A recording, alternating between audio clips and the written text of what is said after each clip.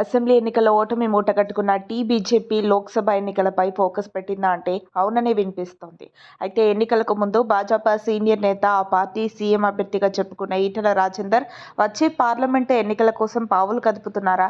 లేదంటే ఆయన బీజేపీకి గుడ్ బై చెప్పి కాంగ్రెస్ బాట పడుతున్నారా? కాంగ్రెస్ నుండి పార్లమెంట్ ఎన్నికల బరిలోకి దిగనున్నారా అంటే నిజమేనన్న చర్చ రాష్ట్ర రాజకీయాల్లో జోరుగా వినిపిస్తోంది.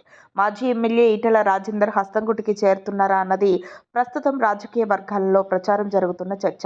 ఇప్పటికే కాంగ్రెస్ నేతలతో సంప్రదింపులు జరిపారని, అతి త్వరలోనే ఆయన కాంగ్రెస్ తీర్థం పుచ్చుకుంటారని భారీ ఎత్తున ప్రచారం జరుగుతోంది.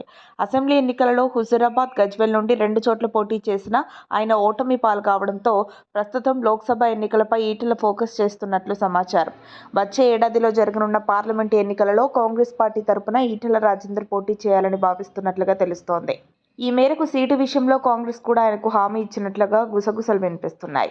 బీజేపీలో అసెంబ్లీ ఎన్నికల కన్నా లోక్సభ ఎన్నికలకు తీవ్రమైన పోటీ ఉండడంతో బీజేపీ నుండి కాకుండా కాంగ్రెస్ నుంచి ఎన్నికల బరిలోకి దిగాలని ఈటెల రాజేందర్ భావిస్తున్నట్లుగా వార్తలు కూడా కూస్తున్నాయి.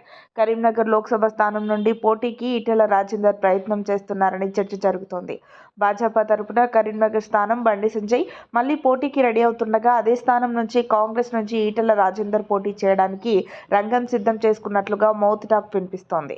2024లో జరగనున్న పార్లమెంటు ఎన్నికలలో తెలంగాణ రాష్ట్రంలోని 17 లోక్సభ స్థానాలలో డజన్కి పైగా స్థానాలను తమ ఖాతాలో వేసుకోవాలని కాంగ్రెస్ పార్టీ టార్గెట్గా పెట్టుకుంది.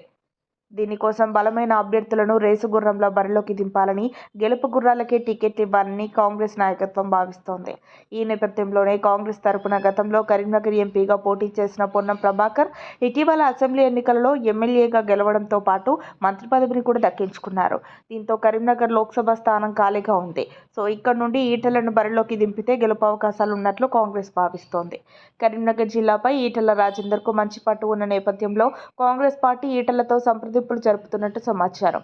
మరి ఈ విషయంలో ఈటెల రాజేందర్ ఏం నిర్ణయం తీసుకోబోతున్నారన్నది క్లారిటీ రావాల్సి ఉంది.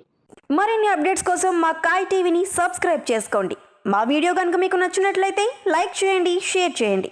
మీ విలువైన అభిప్రాయాలను కామెంట్ బాక్స్లో తెలియజేయండి.